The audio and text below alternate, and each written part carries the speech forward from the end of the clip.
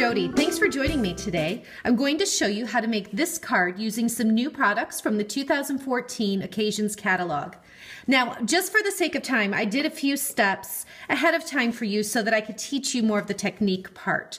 So on here, you will see some of our new Watercolor Wonder designer paper, some of the new gold baker's twine, gold foil sheet, and then back here, that stripe is some new washi tape. So this was just done ahead of time, and what I want to do are these two parts for you that will make up the focal point. So I'm going to start with my Tangerine Tango ink and squeeze the lid so that lots of that ink goes up here on top, and that will create a palette for me. So what I'm going to do is take my aqua painter and swipe it on my scrap paper a little bit just to make sure it's clean.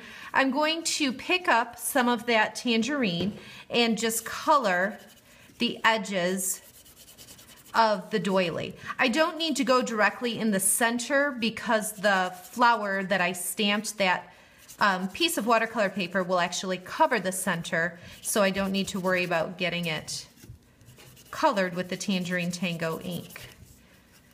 So just go around the edges. If you feel like you need more water, you just squeeze the barrel here gently and swirl it to pick up some more. It's always better to start light because you can always go back and add more color, but you can't take the color away. So I always start out lighter, and then if I feel that it needs to be darker, I'll just go back and add some more. Okay.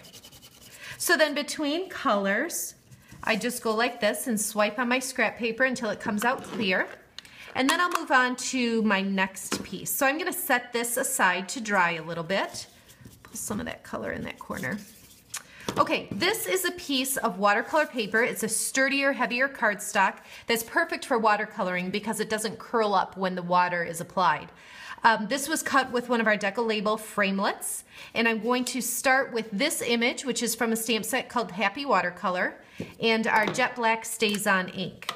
So I'm going to tap the flower part, but then I'm just going to slide the stem. If I push down too hard, I will likely get ink on the edges here, which will just create a mess on my cardstock when I stamp. So I'll tap it for the flower part and glide it over the ink pad for the stem.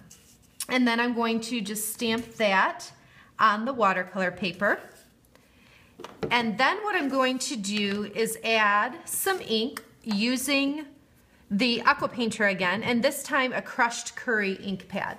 So again, I'm going to squeeze the lid, and then I will use the ink off of the lid to color in the background here. So when I'm coloring, I'll just squeeze some water on here to make sure this is good and wet. When I'm coloring, I'm going to start at the top and just kind of pull the color down. I want the top up where the flower is here to be just a little bit darker than the rest of the paper as it goes down. So just have a little variation in the color. Make sure I go all the way out here to the edges. And as I said before, you can always add color, but you can't take it away. So I'll just start here again. It's got just a little fleck of something on there. And just make this darker. Now this again will take just a little bit of time to dry, and obviously the more ink and water you put on, the longer it'll take. So I will set this aside for a moment and let that dry. While it's drying, I'll go ahead and use my regular snail adhesive and put some on the back of this doily. Oh my goodness, little backing of a dimensional piece I was using. Funny, they're everywhere. Okay, this then will go right over the top. I think I'm gonna slide, just scoot the twine down to the end a little bit more. This will go right over the top. I'll just kind of tuck it underneath here and just press it down. It doesn't look very nice right there, but once I get the other piece over it, it will look much better, so it'll cover that up. On the back of here, I'm going to use Stampin' Dimensionals to attach this. So I'm going to use 4 of them. And before I add this to the card, I don't know if you can tell a difference between this one and this one. Hopefully you can see just a little bit of a difference. What I did is sponged some gold ink around the outside of this image, and it just really makes a difference and sets that layer, that focal point apart.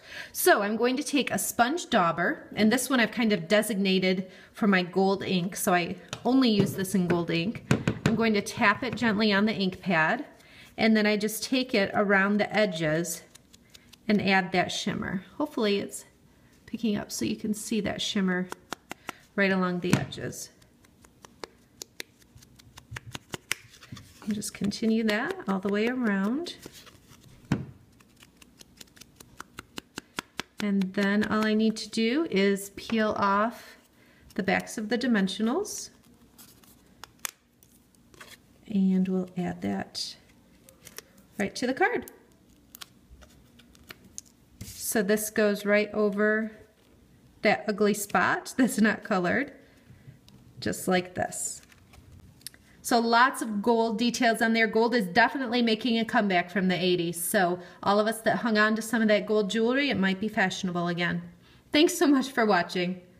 For daily creative inspiration, visit my blog or find me on Facebook at Jodi Reinert Stamps.